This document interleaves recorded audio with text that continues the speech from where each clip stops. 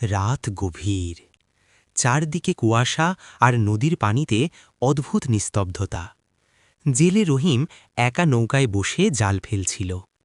হঠাৎ সে দূরে আরেকটা নৌকা দেখতে পেল, কিন্তু আশ্চর্য, কোনো মানুষ নেই, তবুও নৌকাটা নিজে নিজে ভেসে আসছে। কৌতূহল নিয়ে রহিম কাছে গেল। নৌকার ভেতরে একটা পুরনো জাল আর ভাঙা লণ্ঠন। হঠাৎ সে শুনতে পেল পানির নিচ থেকে কেউ ডাকছে, আমার জালটা ফেরত দাও। ভয়ে রহিম জাল টানতে গেল, কিন্তু জালটা নিচ থেকে কেউ শক্ত করে ধরে রেখেছে। পানি হঠাৎ ফেনিয়ে উঠল, আর একটা ভেজা হাত জাল ধরে উপরে উঠতে লাগল।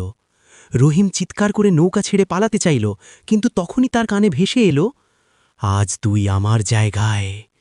অবয়বটি রহিমের হাতটি ধরল ও নদীতে ফেলতে চাইল, তার সাথে হস্তাহস্তি করতে লাগল। একটা সময় অবয়বটি রহিমকে নদীতে ফেলে দিল, তারপর সে আর ভেসে উঠল না। পরদিন ভোর সকালে নদীর পাড়ে ভেসে এলো নৌকা ও রহিমে মৃতদেহ। গ্রামবাসী অবাক দৃষ্টিতে তাকিয়ে রইল এবং দুঃখ প্রকাশ করতে লাগল, রহিম আর এই পৃথিবী